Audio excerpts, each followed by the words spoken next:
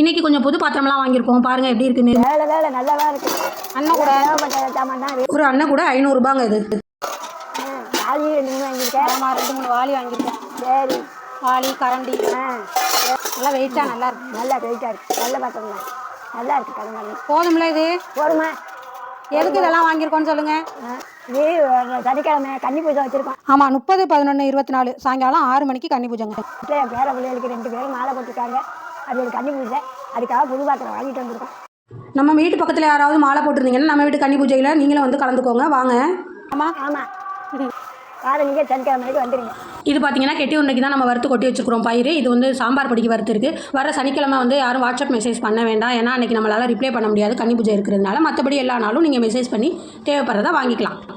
பாருங்க, இது வந்து கெட்டி உருண்டைக்கு தான் வறுத்துக்கிட்டு இருக்கோம். இன்றைக்கி அப்படியே சமையலும் பார்த்தலாம். தக்காளி சாதமும் கடலப்பருப்பு பகோடாவும் தான் இன்றைக்கி சமையல். பாய், அடுத்த வீடியோவில் பார்ப்போம்.